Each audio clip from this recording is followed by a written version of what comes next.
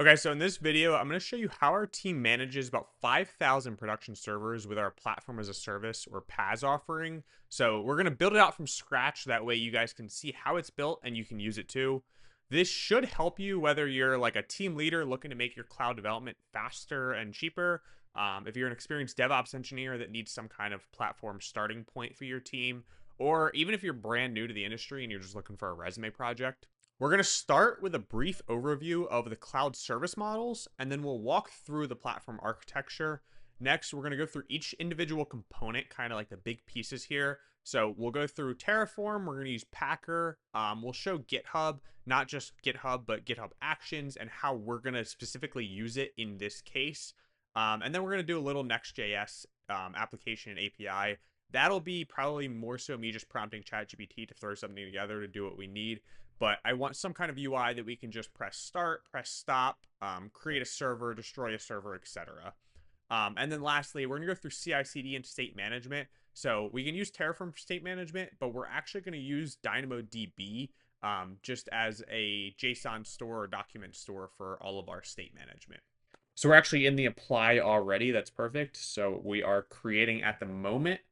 Let me refresh here. We should be able to see them running here. Yeah, so they're both pending.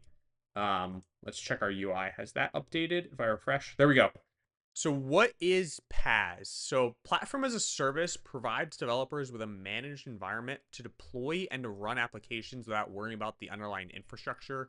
So it'll typically bundle things like compute, storage, networking, runtime frameworks, management tools. That way that you can just focus, or your customer or developer can focus on just writing the code and not worried about like asking IT to build stuff for them, or long timelines to build stuff, or them configuring themselves, because of course they're not going to do it up to certain standards if you have those requirements. So underneath, PaaS still runs on IaaS or infrastructure as a service. So if you're not familiar, there's PaaS, there's IaaS, and then there's SaaS. It's kind of different levels. I said that in the wrong order, but there's infrastructure as a service, which is like, think virtual machine, storage, networking. So like when you spin up an EC2 instance on AWS, that is IaaS because you're getting the infrastructure. Platform as a service, which we're going to be building here, you'll see we're doing a little bit more customization. So like you don't have to, or our customer does not need to come to our site and ask specifically for an EC2 instance that's inside of a VPC they created and create their load balancer. They just say, hey, I need a public web server and it needs to be secure. And we do all that magic on the back end, and they just request it, put in a ticket, and it turns out an EC2 instance with the VPC and the load balancer. All of that stuff is built in. So that's where we get to platform.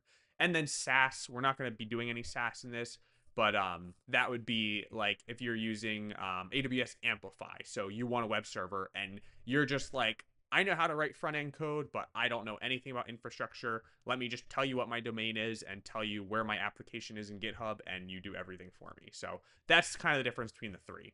So in this project, we're basically going to be creating our own lightweight PaaS by orchestrating those IaaS resources using Terraform and AWS. We're going to provide an environment to quickly deploy applications to, and this will let us scale up and down. So I can't show you what we did for my client that we have 5,000 VMs. That is actually a secure environment that's government based. So not able to share that, but I can tell you if I was going to build this again, how I would do it. And that's what we're going to do in this video. So that way you can kind of understand the right things we did, the wrong things we did, and you can build one out for yourself. Real quickly, before we get started, just want to say subscribe to the channel if you haven't already. Okay, so you saw it working, but before we get into actually building it, I'm just going to give you a quick overview of how this is going to work, or how it does work. So here is our user. We're going to say our user comes into our application and they're going to be interfaced to a JavaScript app. So this JavaScript app will be actually two things. It's going to be our front end UI and then also our API. And we're going to do it in Next.js just so it's simple. So it's all going to be one application, but there's two pieces here. So user goes in the front end, they then reach the API, and then that API is what's going to handle all of the transition into building our infrastructure. So we're going to go up here. Packer will be slightly different, and then we'll have DynamoDB here, and let's put GitHub here. So we are actually going to do two things when the user comes into the API. We will kick off we're going to drop a file in GitHub. So this is going to be a configuration file. It'll actually be a terraform.tf vars, and that's going to be all of the values that we want that go into building our EC2. So we're going to template out a repository that basically builds an EC2 image as we define based on parameters, and then we're going to drop those parameters into here. And when that gets dropped in, GitHub will kick off a GitHub action, and that GitHub action will then run Terraform. Now, our Terraform is going to build an EC2 image, or instance rather. The EC2 instance is going to run or be pulled the AMI from Packer. So we will have a Packer job that also runs in GitHub. We're going to do this first, you'll see. This is going to configure our image. So we're going to build out a rel9 image with Stig requirements already set up on it. So that way we have our base image and then we build on top of it. And now we have the base of our platform. So in this case, we're doing Stig. You can imagine this being whatever requirements you have, that if all of your servers need this same requirement, we're going to pack it into an image and then have that image available. So Terraform is going to reach out to AWS and say, hey, what's this image that is named rel9 Packer image? And then from that, it will actually create a brand new EC2 instance. And that's how we're going to have it. Now, the problem here, because we're running in a container with our CI/CD pipeline, we don't have any way of tracking our state. So we need to use DynamoDB. Terraform does track state here. We could do some other ways. This is just the way that we chose to do it in a separate state management for our instances. So basically, this will run. It throws away the state because that job finishes. And then we're going to update in here. The reason we have to throw it away is because there would be conflicts because we're not adding to the Terraform or adding variables to it. It's just, here's one Terraform that builds an instance and then delete the job when it's done. So we build our instance. Simultaneously, we'll have an atomic transaction. So once we know that instance has been created, we're going to use our API to update DynamoDB. So when I make an instance, I'm going to add an entry to DynamoDB that says, hey, instance ID was made here by user A, and it was created at this timestamp. And so from there, then we can actually just use that instance ID to query values if we need from EC2. So we'll use that as our main kind of state management. Like we'll get the status from there and that sort of thing. So our API might actually query out to EC2 as well. Just say, hey, the user requested that we stop this instance. Is it stopped already or is it running? If so, let's stop it. So that'll be how we manage that. And then we can update if we go to delete an instance, we will also delete it from our DynamoDB. So that'll be our kind of central state management, just so that we have a way that is separate outside of those GitHub actions. Okay, so the first part of this platform, we are going to use Packer to build out our golden image. So I'm going to use rel9 here, and we're going to build it out to Stig standards based off the Red Hat official. I'll show that in a second. If you're not familiar with Packer, I'll leave a link in the description. It's a tool by HashiCorp for basically building automated machine images, as you see here. So it's basically infrastructure as code for images. So we can go into EC2. In this case, we're going to be using AWS. So we'll build out an AMI. It basically creates an EC2 instance, runs a bunch of provisioners, as Packer calls them, and then spins that down and creates a template or an AMI from it. So that's what we're going to be using here. Let's get started. So first off, here is the role I'm going to be using. I haven't actually used this before, so I hope it works. But this is the official Red Hat Ansible role rel9 Stig. So this will basically make sure that our rel9 instance is up to Stig configuration. So if I go down here to tasks and then main.yaml, you'll see that there's a bunch of different tasks that this runs, and this just configures the instance as we need for our image. So if we go into EC2, I'm going to first go and grab our base image. So coming in here, we're going to look for all images, and let's look for rel9. Let's actually go to the catalog. rel9. There are none here. I have to go to the marketplace. Oh, and rel10 actually just got released. I forgot about that. So here's rel9 Enterprise Linux. Yeah, that's looks like rel8, so we're going to use this one. Go ahead and press select. You do have to subscribe, so I'll go ahead and do that, and then subscribe on instance launch. And so now that that's selected, launch instance with AMI. I'm not actually going to launch it from here, but I'm looking for my AMI ID. So let's go back to my VS Code now. So here's a repository we're going to be working in. what we're defining here is our package configuration. So we have our required packages. This is an HCL, which is HashiCorp language. So if you've written Terraform, this will look very familiar if you're new to Packer. So basically, we have a source, which is going to be our Amazon EBS. So that's like saying our Amazon source, what we're building from. And then our actual build is what tasks we're going to be running. So this was just, I asked basically GPT to write up a base one, and then we're going to change it from here. So I'm going to go ahead and actually change this to just be rel 9 stig. I don't want it to have the date in it. Actually, no, we will keep the timestamp. I'll show you how we can do that in Terraform. So we'll do rel 9 stig dash timestamp. SSH username. Obviously, it won't be Ubuntu. So I'm just going to set this to root. I don't think that'll work, but we'll deal with that when we get there. Owners, that's the account owner. So since this isn't my own, it's a rel 9 managed, I'm going to just delete that. And so this is where I was saying as well, you can use a filter for this, which we're not going to be doing. I'm just going to set the AMI ID directly. So I'm going to just paste that there so that I have it. And then I want to go look up this documentation. So here's the Amazon builder. Let's go find the AMI. And so again, this will be the base AMI that we're starting from. So it's like we have an image, we create an instance from it, and then we stack stuff on top and create a new image with more stuff. So might be under base here. Let's see. I know it had source AMI. There it is. So our source AMI, it wasn't required because we actually have source AMI filter, but I'm going to just get rid of that and we'll just set it directly. And is that the right one? Yeah. It added this comment, but that's not correct. It just was assuming it. So let's change this to rel 9. We can delete that.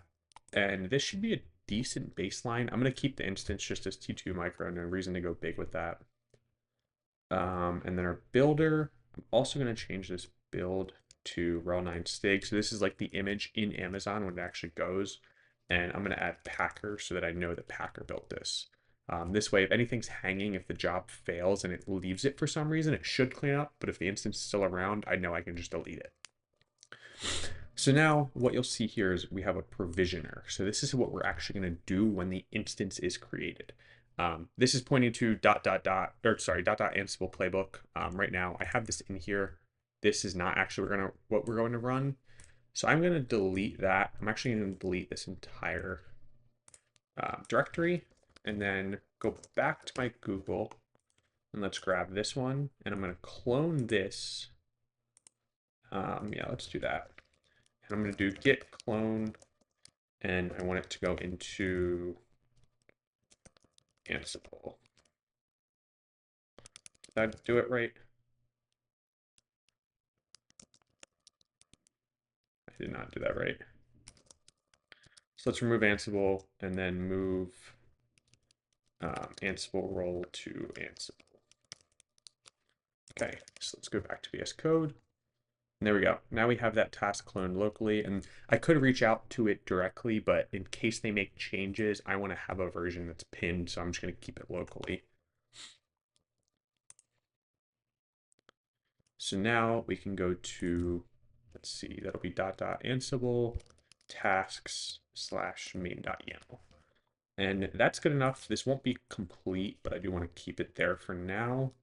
And let's go check our variables.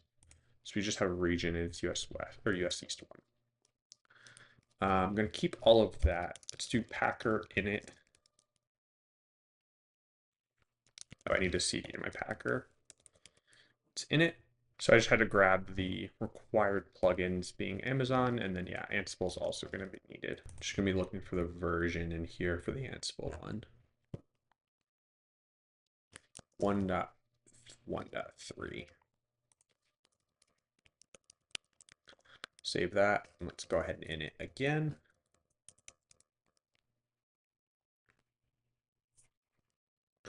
Okay, so now it installed that. Let's do Packer validate.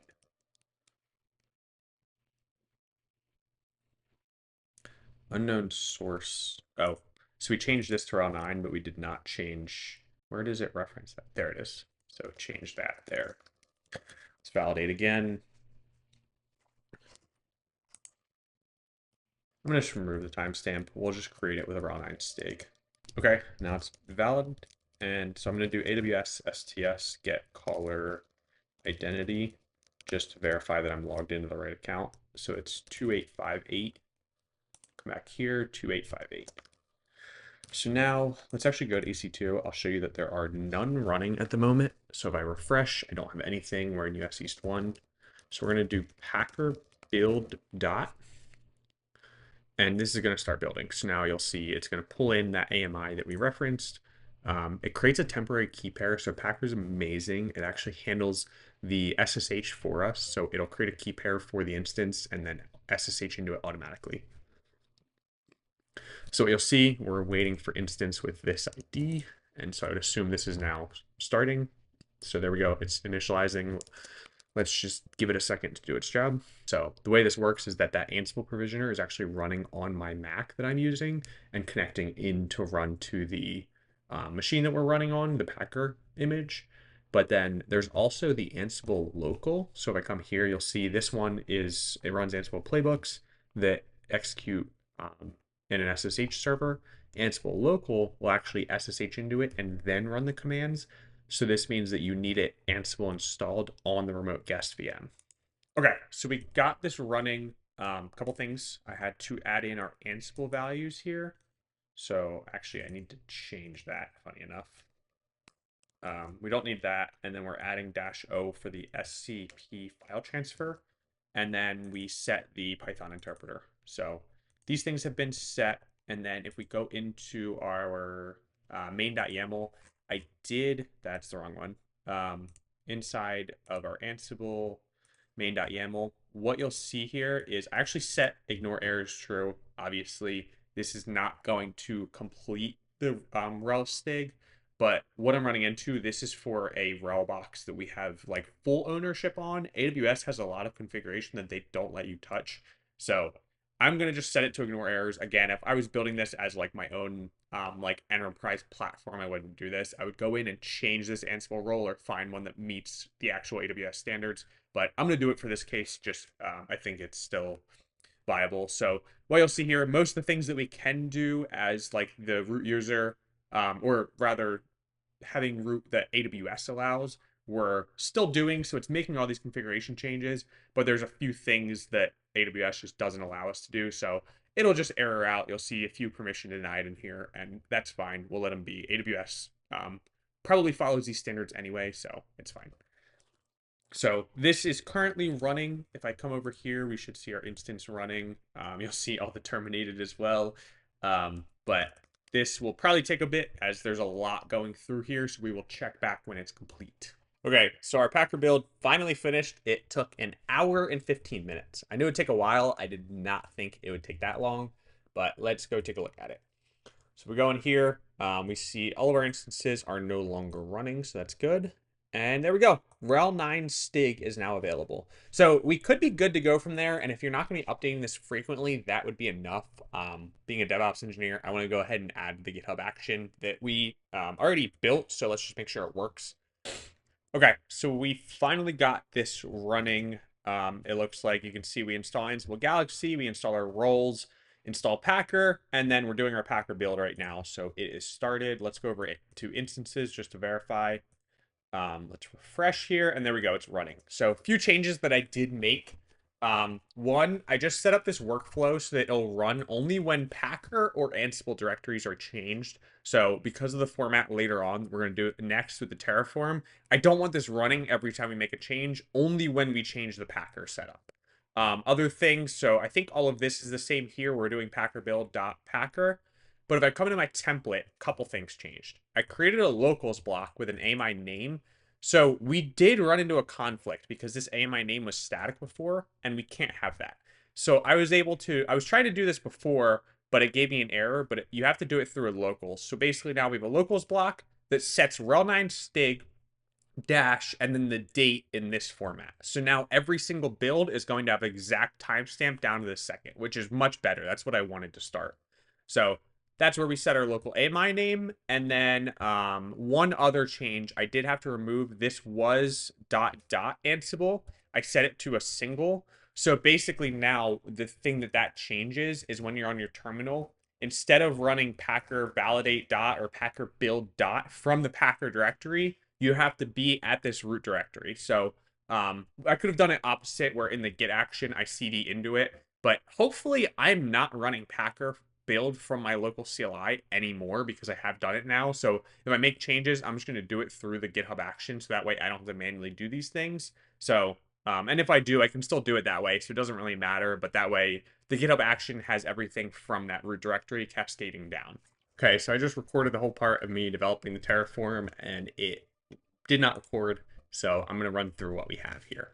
So very simple. We have our main.tf, set up the provider block, and then, or sorry, required providers, and then our provider block here. We're just going to use US East 1 for our region. Now, how do we pull the AMI out? So if we go over here, what you'll see in AMI is we now have our rel stig 9, or rel 9 stig, and then the date. So what we can do in Terraform is actually pull this with a data block.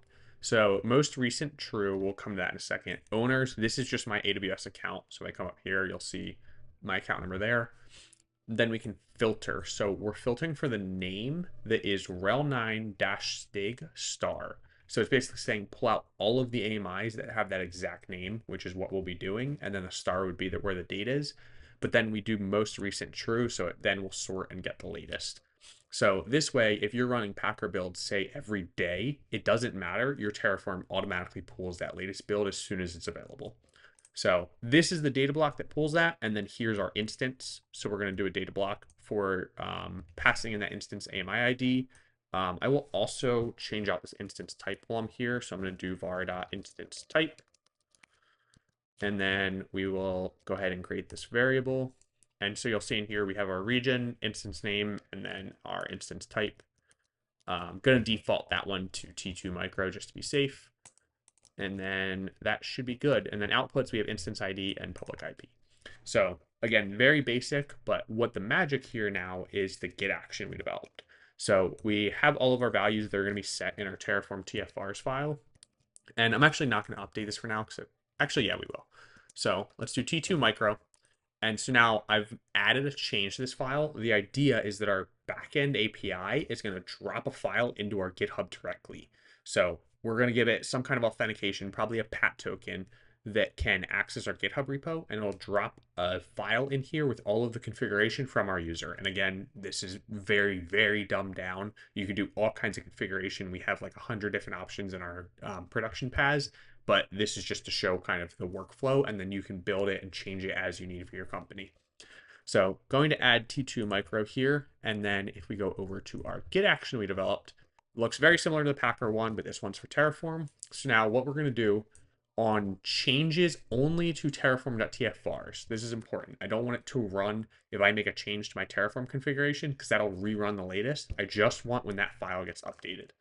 So when this file gets, or when TFRs gets updated, we run this, you'll see set the working directory into that .terraform, and then pull out our access keys again. We already saw this. Terraform init, Terraform validate, plan, we do out, which puts it into an output file of tf plan, so that's the file name.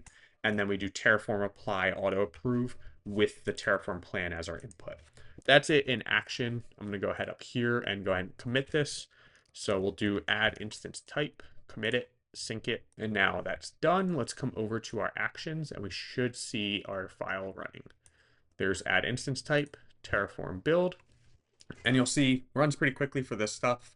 Terraform init, and then we'll validate plan, go straight through the steps. So there's our build. It is done. Let's go over here, refresh, and we should, oh, that's not right. There's our instances. Let's refresh this, and we now have rel stig test running. You'll see there's one up here terminated. That was from prior. This one is currently initializing. So since we don't have state management, I'm going to go ahead and just delete this from here just to save a bit of money there. And then let's go ahead and get into our UI. So I started this just to save a bit of time. So we're going to see what Codex can do here. So I wrote out this prompt here. I said, we're building a PaaS service that allows users to create, delete, shut down, or turn on EC2 instances. Create a Next.js application in the /app directory that enables this functionality. Use the SDK and AWS access key credentials from the environment for access as needed. That way, we're going to create an AWS EC2 instance by dropping in a terraform.tf file into this GitHub directory. So, and it's going to have the variable name, instance name equals. I said we can use a PAT token for authentication, so I'm expecting it to pull that from my environment, hopefully. So let's go ahead and check through here. Okay, so I did just ask Codex to do a little bit more work. It gave me just basic JavaScript buttons. I wanted it to look a little bit more professional. Obviously, we're developing this very quickly, so it's not going to be production grade, but at least look decent. So what we have, I did go through, I set these values. So this token is the PAT token we pulled from GitHub. And then all the rest, this will be your username or your organization, and then your repository, whatever branch you're working off if it's not main. So set those values in my local CLI. Again, if you're running this in prod, you'd want to set them somewhere, either .env file, probably not for the secret, but maybe move this into a Lambda function so that you can set the values there and keep them in secret manager, stuff like that, so that you can keep these secrets actually secret. But this is the way that we're going to do it for this application. So I will go over here now and show you what we have. So very basic, obviously. Again, this would be like what we have is forms. So like there are forms for all of this. It's not a UI like this, but this is just very dumbed down for developer needs to go request an instance. But realistically, it'd be like, what subnet do you need to be in? What connections do you need? Do you need to access certain databases? Do you need it in a specific VPC? Does it not matter? Can it be public? Is it private? All of those questions that we're basically taking like the infrastructure and we're turning it into questions for the developer. And then by them answering them, we can allow our code to do this work for us. So obviously this isn't doing all that for us, but this is what we have so far. So if I refresh down here, you'll see I was testing a little bit.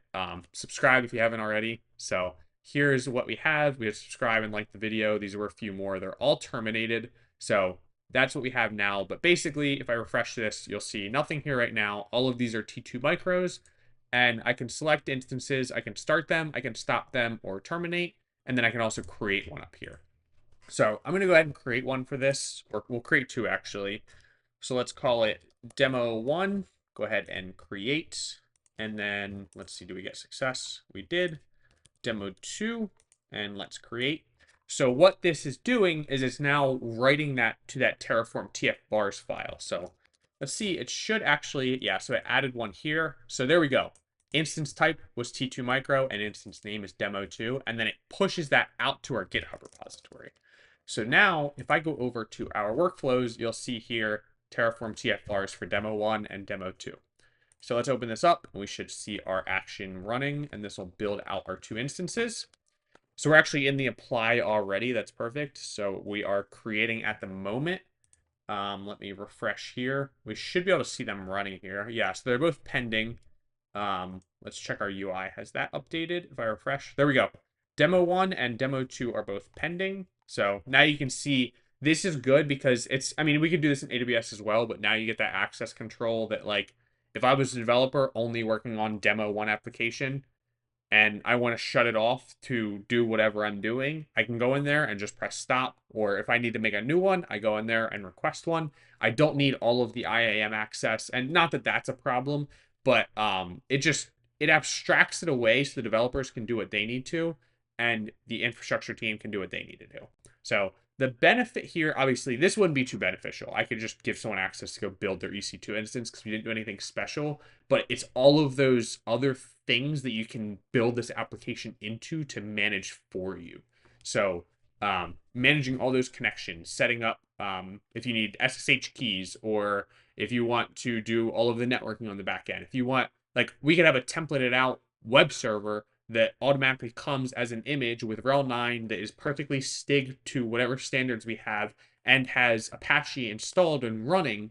And then all you have to do is drop a file in it. So we could also do an IAM credential that has a scoped permission to that EC2 instance, and it has access only to deploy something to it. So we can add a file or drop it into the instance. And then that way we can have them manage the web server, but they're only managing the web server. The infrastructure team is still responsible for the patching, the networking, all of those things. Setting up the load balancer, we could have automatically pull an IP when we build this. So that way it's very a clear wall between who's responsible for what. That's what we're looking for here.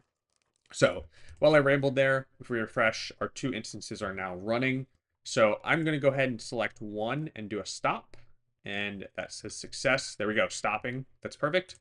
Demo 2, I'm going to terminate. And hopefully that updates. Shutting down. Awesome. I'll show you, I didn't just make this up as well. So let's come in here. There we go, stopping down and or shutting down and stopping. And then once that is stopped, I will go ahead and start this up again and go from there. And once this is stopped, I will start it back up, and then we can talk a little bit about the, I know I mentioned DynamoDB. We'll talk about the state management there. There we go. It is stopped. Let's go ahead and start it back up. And there we go. It's pending. So while we wait for that, state management. I know I mentioned we would use DynamoDB here. What I ended up doing is just querying directly from AWS. So that's where all these values come from. I was picturing DynamoDB having something similar to this, but we don't even need to. We just pull it straight from AWS. We have a single source of truth. Not that Dynamo is not, but the EC2 instance rather, or the EC2 SDK. So this way we are getting very up to date, like the latest information directly from EC2, and we can make these changes as we need. And obviously the start, stop, and terminate are nothing special. It's literally an API that talks to AWS to do these things.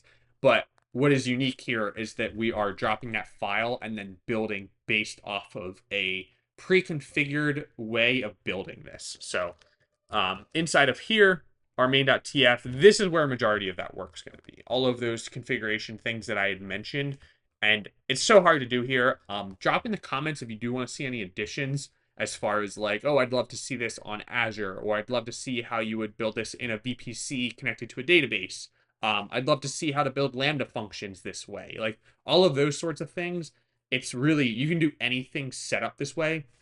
Terraform is kind of just our alias or our interface to AWS so that we can make sure we have documented as code that things are done this way. And this is just, it's like the language we speak. We do a lot of Terraform where I'm at. So this is the way that we did it. There's plenty of other ways to do it, but the main thing here is that state management. And for this case, we're going to pull it straight from AWS. If you are in any kind of, if you run your own business or if you're in a leadership position at a company and you're trying to implement DevOps, go ahead and reach out to me on LinkedIn. I help companies like this to implement different platforms, Kubernetes, Terraform, whatever really you're looking for. I work on Azure and AWS. So if you're looking for help or experience in that sort of area, then I would be happy to help you. Thanks for watching.